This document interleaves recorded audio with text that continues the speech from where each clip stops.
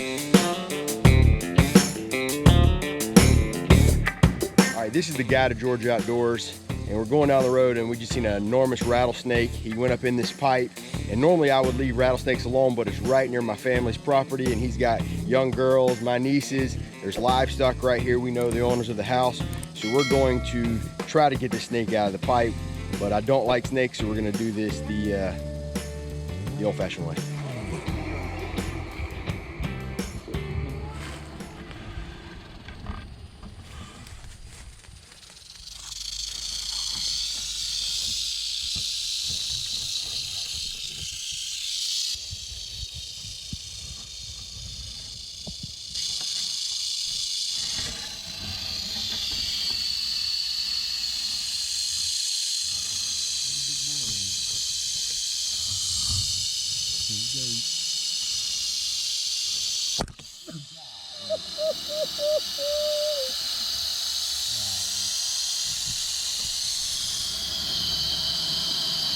Watch that truck if you got to one time.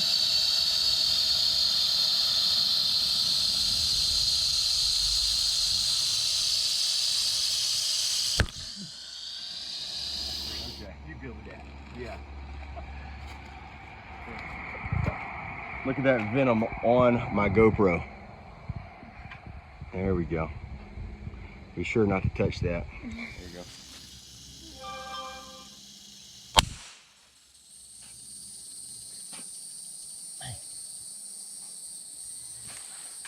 Pretty good shot if I say so myself. Did you hit him in the head? I don't know, but he quit rattling. He quit rattling. That was one shot. Here, I'll take that.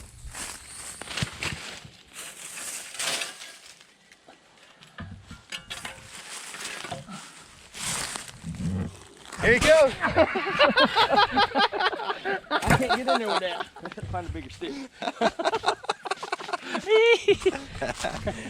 Oh. Oh man. Wow.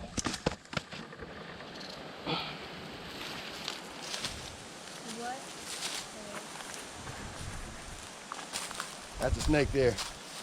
Trey, you're not the tallest in the world, but that snake's Well, I'm tallest. 6'1". Yeah. Say what you want to on the video. That snake's as big as you are. He's at least every bit of what, 5 foot? He's a little bigger than that. Yeah.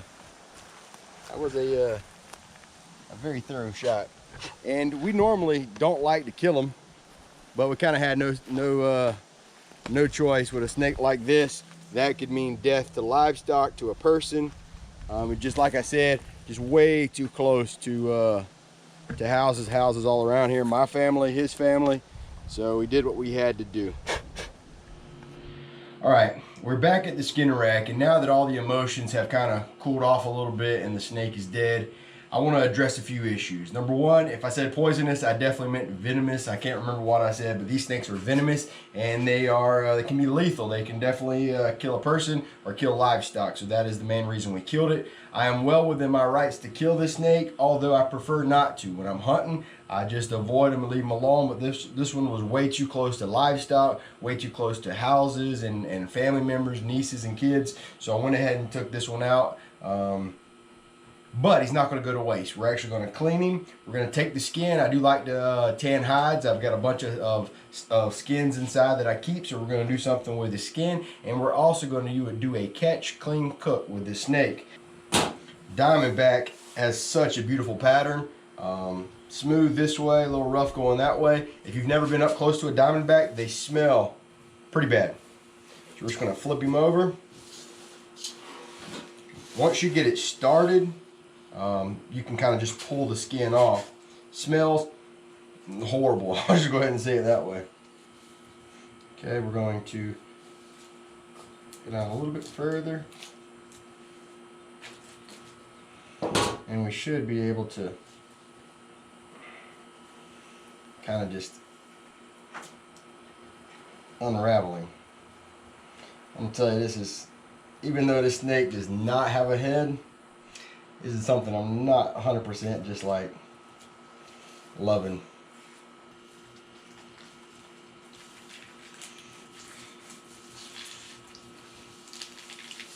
Okay, once to get it started. If there were just something to hold on to here.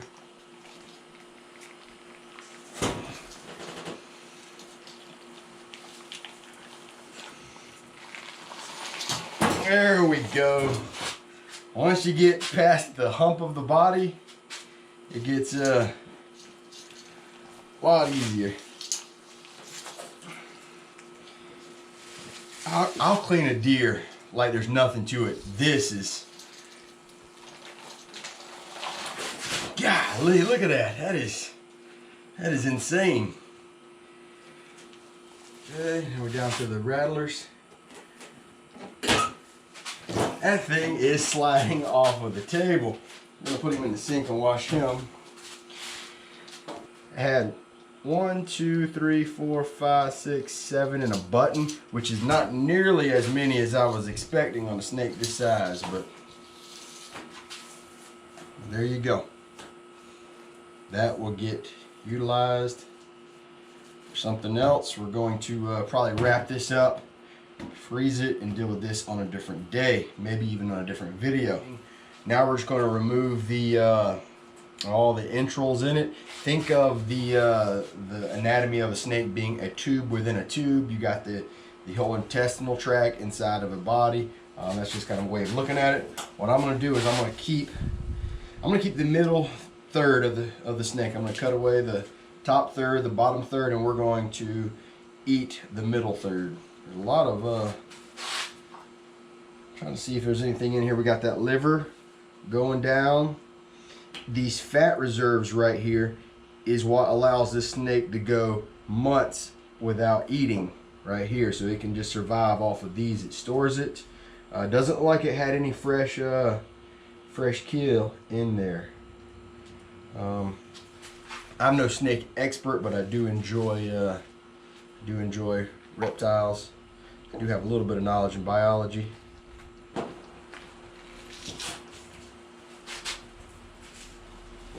Okay, we're going to keep this middle third section. Snake's backbone is surprisingly tough. Okay, it goes about right here. So this snake, I measured him, he was just under 5 feet long. So we're only going to keep about a 2 foot section right out the middle. All right, after looking at this this portion of snake that we're going to be eating, these rib bones, I guess what you call them, all the way down, don't have much meat in them, and they're on both sides. Clearly the meat is right here, right down this, I guess the loin down the back. So what we're going to do is I'm going to take these scissors and go ahead and remove all these small rib bones out, because that ain't going to do nothing but get in the way.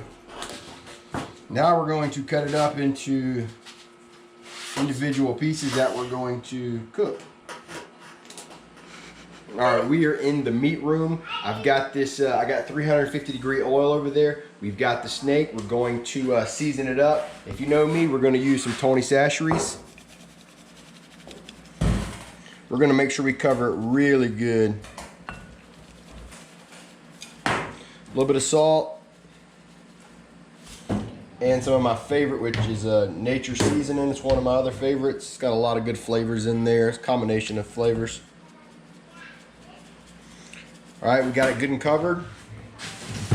My niece filled this thing slap full of flour. I asked her to pour me a little flour. She poured me enough to make biscuits for an army. But here we go. We're going to batter it up. All right, let's drop it in. I got my thermometer, and that is exactly, it's about 360. Some will turn it down just a touch, but that's perfect. When I drop this meat in there, it'll bring the temperature down. These are relatively big pieces of meat with bones in them, so I'm gonna have to take a few minutes to cook.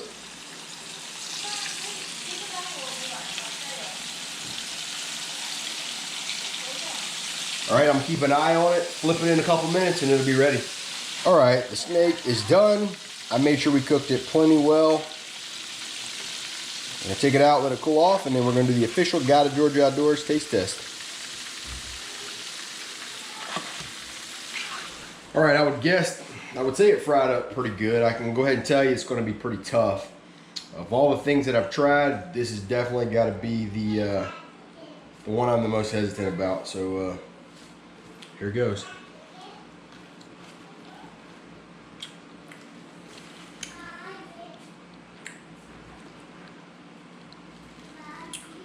There's some of that meat right there. Very white, but extremely chewy. But the flavor is not nearly as bad. It's not nearly as reptilian, if that's even a adjective there, as I was thinking. Maybe if it was cooked a little different where it wasn't quite so tough, it would be a little better, but the taste is not too bad. But part of my job as a teacher and as an uncle and as a dad, I love to get younger people involved. So my niece Lainey and my niece Chelsea are about to do their taste test of this rattlesnake. All right, this is my niece Lainey. She is 12. This is my niece Chelsea. She is 13. And they are about to do the official Guide to Georgia Outdoors taste test on the rattlesnake.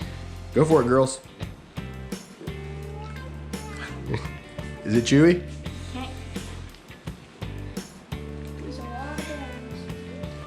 Can't sink my teeth into it. All right, I helped them grab a piece of meat off of the actual bone. So this is boneless. It should be a little easier for them to eat. And here we go. Go for it, girls. Come on, the whole thing. Just go ahead and do the whole thing. It's chewy. It's chewy, but come on, go for it. There we go. That's what I like to see.